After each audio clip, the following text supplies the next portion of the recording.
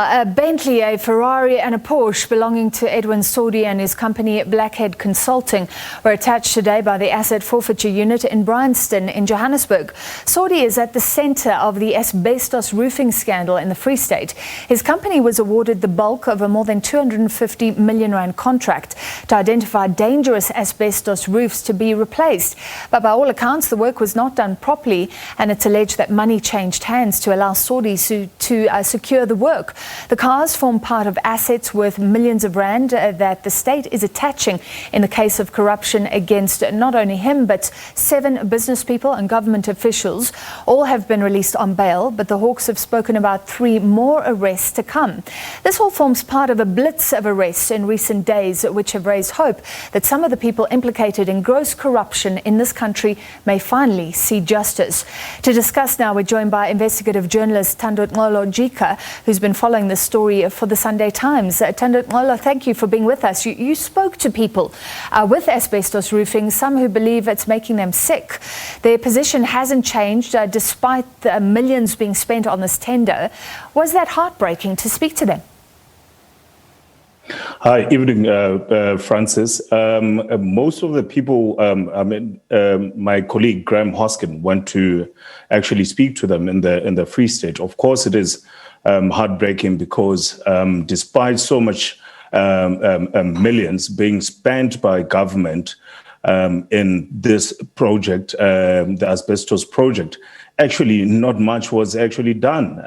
But a lot of money, over about 230 million, was paid to Edwin Sodi's company. And also he paid a number of subcontractors that he had appointed, which actually did the job in terms of audit and assessment for just above 21 million. It is heartbreaking, of course, considering how much money has actually been spent on the project itself. So the audit wasn't even done correctly, never mind the later legs replacing the roofs. Explain what should have happened and what happened, and what are the claims around that, beyond that of corruption? Essentially, Francis, what we've got here is a situation where companies which were not even accredited to deal with asbestos were awarded irregularly a contract, to do an audit and assess over 300,000 units in the Free State, with an intention of replacing the asbestos in those houses because people were getting sick. The contract did not follow any proper procurement processes. It was an unsolicited bid. There was just an email sent, to officials in the Free State, including, now the accused number 1, the former HOD, Mogesi, by Sodi and his business partner, asking basically for business. Essentially, there was no due diligence done. Payments started, flowing from government to Sodi's company and his former business partner, Ignatius Mbambani. And this was, of course, made possible by, government officials, senior government officials, including at highest level, at human settlements, at national level, which is why now we have the arrests that took place. There's, suspicions of gratifications because soon after those contracts. In fact, that contract was awarded to Sodi's companies.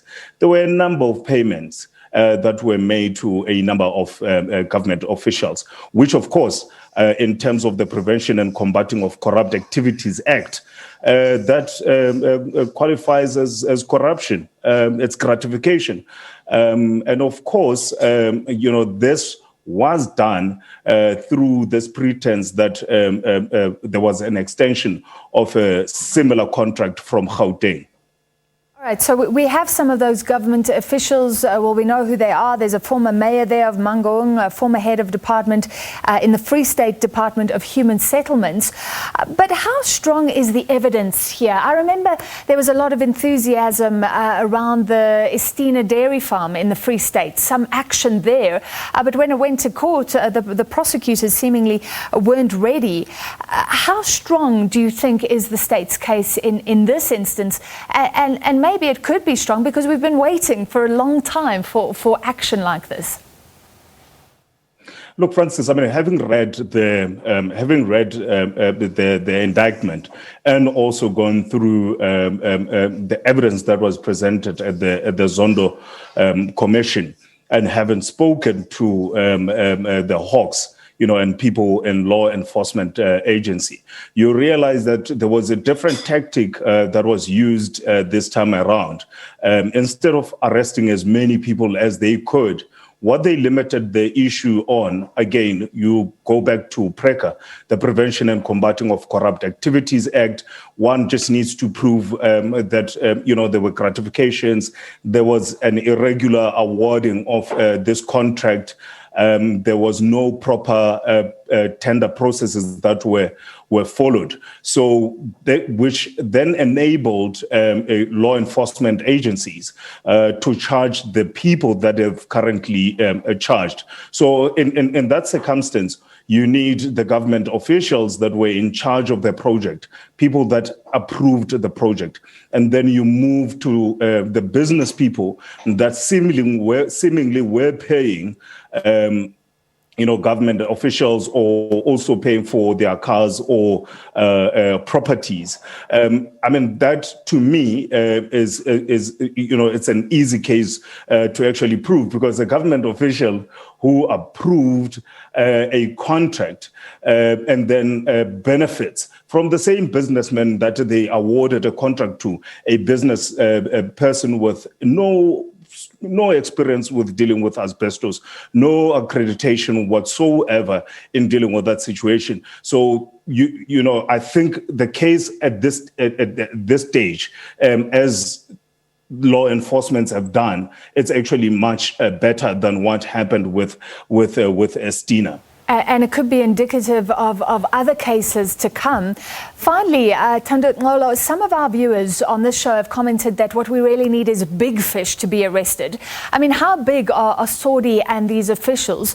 And if we talk about big fish, I mean, Vincent Smith also facing charges. He's a former ANC MP. He used to chair a parliamentary portfolio committee on correctional services. And there's a bribery claim with Bosasa that benefited from a correctional service contract.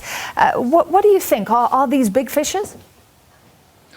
Look, I understand, people's enthusiasm and frustration that, that only individuals at the lower level are being, targeted. But unfortunately for law enforcement, it's not only about just, proving allegations. They have to prove beyond reasonable doubt that, in fact, there is a case against whoever that is being accused. So in many instances, there would be inferences about, certain individuals having benefited from the state or from state contracts. But for law enforcement, what is important is proving beyond reasonable doubt. The issue of Vincent Smith is very important because Vincent Smith at the State Capture Commission, he had said that he had received a loan from Greasy, and the same person whom he claimed that he had asked a loan from says that was not a loan. It was, for facilitation of other things. So I think, it is important that, law enforcement agencies are given space to actually deal with cases beyond reasonable doubt, instead of arresting people and then later on having an egg on your face and having to withdraw charges against them. And I think that is the trick that the Hawks, NPA, and the ID have actually realized might actually work, because when the arrests were made in the Estina dairy dairy farm alleged corruption. The state was also forced to withdraw charges because it was not ready. So I think, whether people believe that, big fish and then other guys are small fry, it shouldn't be that sort of a case, but actually start boxing people according to what you can prove beyond a reasonable doubt. All right, well, let's see how watertight this is in the end. Thank you very much for that perspective, Sunday Times investigative journalist Thanduxolo Jika. And